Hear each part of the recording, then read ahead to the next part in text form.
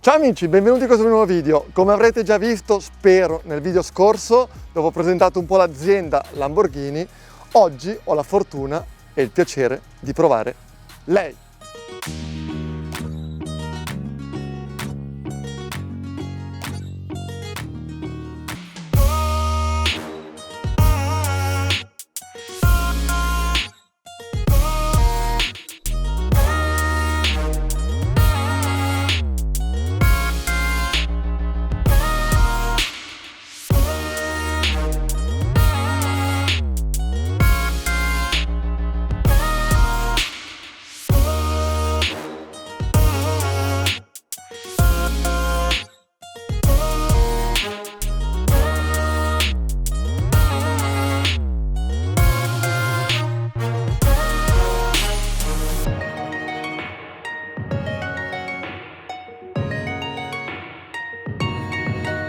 Sei minuti e 44 è il tempo che ha fatto al Notch Life. Record assoluto per una macchina stradale ed è la Lamborghini SVJ.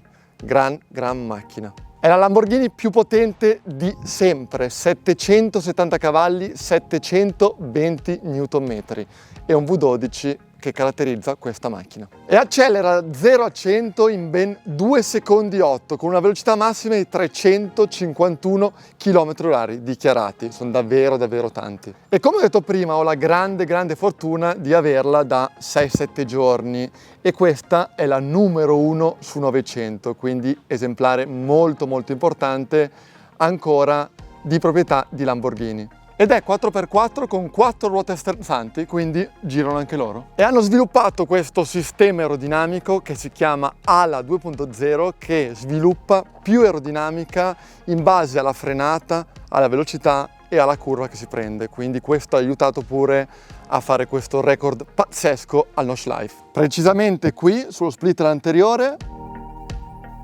sia sull'ala posteriore. Sul posteriore monta del Pirelli P0 Corsa delle 355 25 21, logicamente con dei freni carboceramici, ormai più o meno su tutte le supercar di ultima generazione. E invece sull'anteriore monta dei 255 30 20, sempre carboceramici, freni e monodado come dietro. Pur essendo una supercar, è equipaggiata di 4 sensori di parcheggio e una telecamera posteriore molto comoda. L'ho avuta qualche giorno e vi dico che purtroppo dietro non si vede benissimo. E ha una lunghezza di 4,3 m e un peso complessivo di 1525 kg. Non leggerissima, però vi dico che non si sentono tantissimo. E questo devo dire che è un mio parere, vorrei sapere anche la vostra, ma questa macchina a livello estetico è pazzesca. Poi può piacere, non piacere a livello di guida, ma che dite?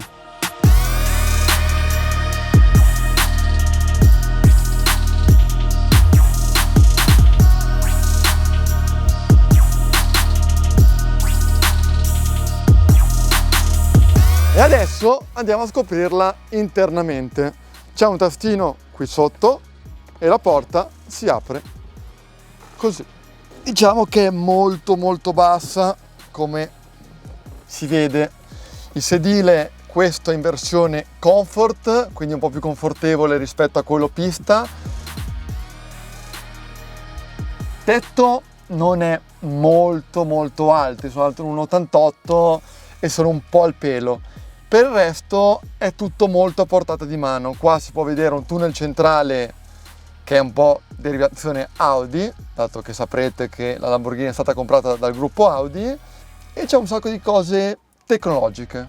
Quadro completamente digitale, quindi molto tecnologico, e per metterla in moto c'è questo tastino, si tira su, si schiaccia start e il quadro è acceso.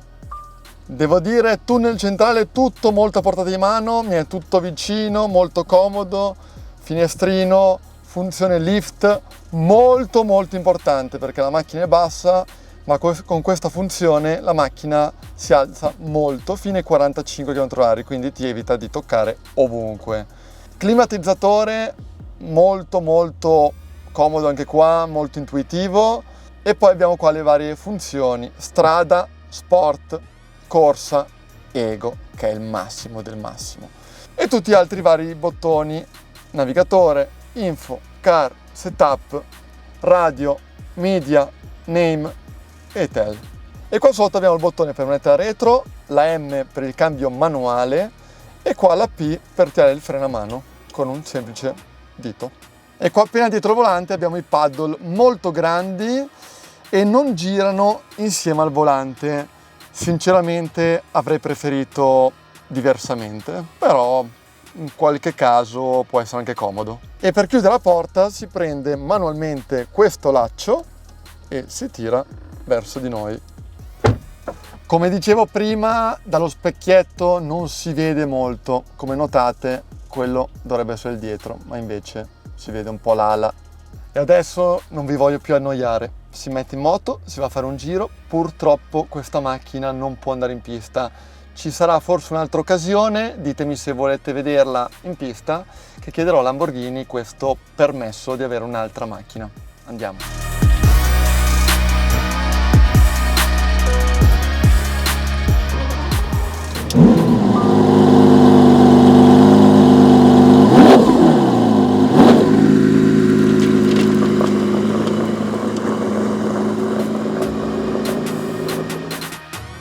Eccoci qua, finalmente su strada. Purtroppo, come ho detto prima, in pista non posso portarla, però cerchiamo di conoscerla un po' meglio. In questi giorni qua ho avuto il modo di usarla, quindi ho scoperto un po' di suoi difetti, un po' di suoi pregi.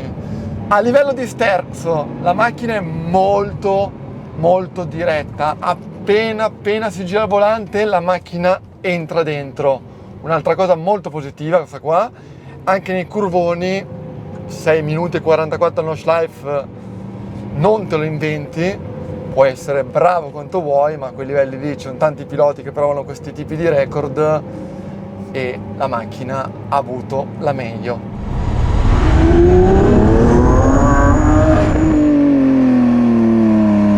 Avendola già provata un po' di giorni, posso dirvi un po' quello che ho sentito dal telaio, soprattutto la differenza tra una curva veloce e una curva lenta. Se devo dire dove la preferisco molto di più nelle curve veloci. Si sente davvero tanto il carico aerodinamico, ha quel qualcosa da macchina da corsa, proprio tanto carico aerodinamico, quindi questo è un lato più che positivo.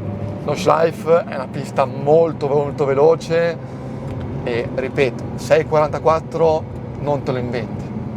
Motore che dire, 770 cavalli, subito pronto all'acceleratore, non corriamo troppo e la macchina va forte, soprattutto in alto, non molla mai. Invece con la posizione di guida devo dire sì che è molto basso il tetto, quindi se si alti non è la macchina più comoda che abbiamo mai provato, però la posizione, anche quella che ti permette di stare vicino al volante, è buona. Si riesce a fare anche un bel angolo quasi 90 gradi, anche essendo alti, quindi è una cosa positiva anche questa. E anche i pedali di freno e i pedali di acceleratore sono belli distanziati tra di loro. Come consumi invece, devo dire la verità che sono rimasto sorpreso. Allora, se si corre, logicamente, avendo tutti questi cavalli qua, mentirei se vi dicessi che consuma poco. Invece, andando piano, perché ho fatto anche il tratto da Sant'Agata Bolognese fino a Milano, devo dire la verità che se vi mettete a 130-140 non consuma poco, perché i cavalli ce li ha e non è una macchina che è fatta per viaggiare. Però devo dire che sono rimasto sorpreso che secondo me non consuma così tanto di più della mia M2. Se si va piano, molto difficile andare piano, è quasi gestibile.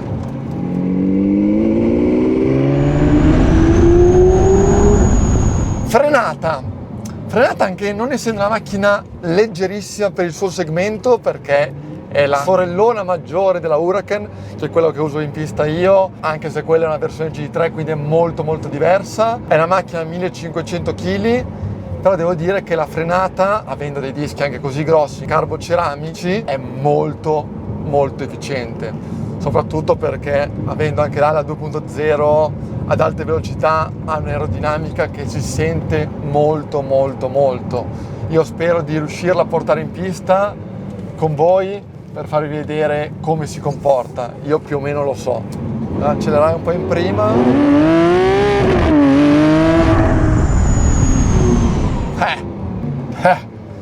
Che dire? Che dire? Cavalli ne ha, coppia ne ha, sotto il punto di vista motore non si può dire niente. Metà in modalità corsa pure. Cambio, devo dire la verità che mi sarei aspettato qualcosa in più. Non è un doppia frizione, sicuramente è stata una scelta di Lamborghini mettere questo tipo di cambio. Non è assolutamente brutto, però se devo trovare un difetto, un piccolo difetto di questa macchina, forse è appunto il cambio. Mi sarei aspettato qualcosa di più.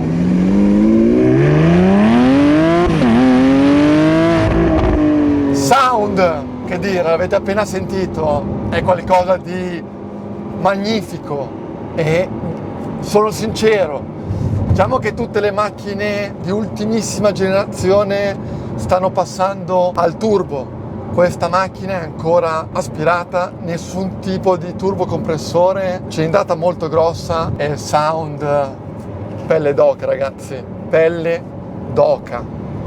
Visibilità, come dicevo prima, adesso ci fermiamo qua al semaforo, guardo un po' dietro, sì, dallo specchietto sinistro si vede bene, quello destro bene, quello dietro niente. Per fortuna abbiamo la telecamera dietro, che nei parcheggi, ragazzi, ci salva tantissimo, anzi salva la macchina.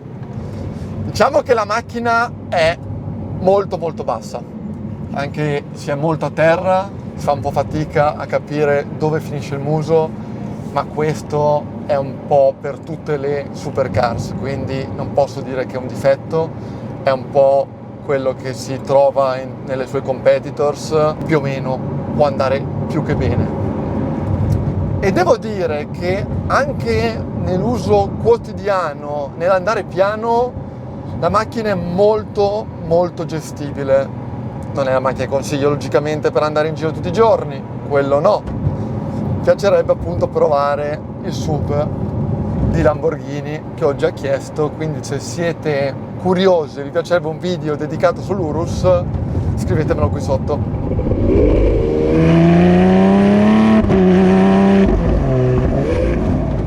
Dossi, pur avendo questi cerchioni enormi, la macchina è rigida, sì, non è la più confortevole, però vi dico la verità, i dossi li prende abbastanza bene, non danno più di tanto fastidio, quindi buono, buono.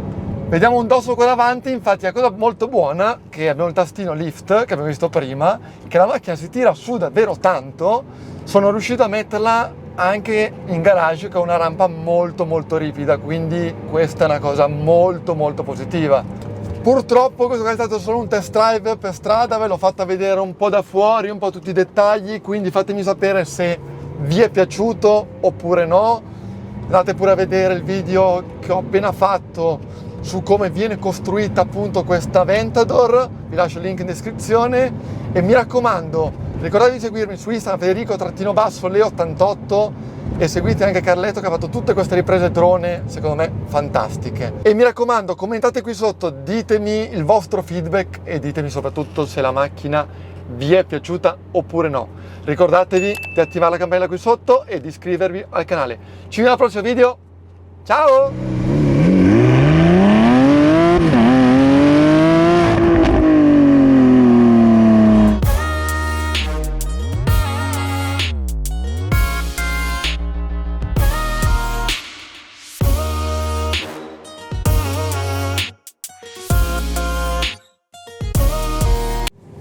Un po' scomoda, diciamo che non è proprio la macchina più comoda, però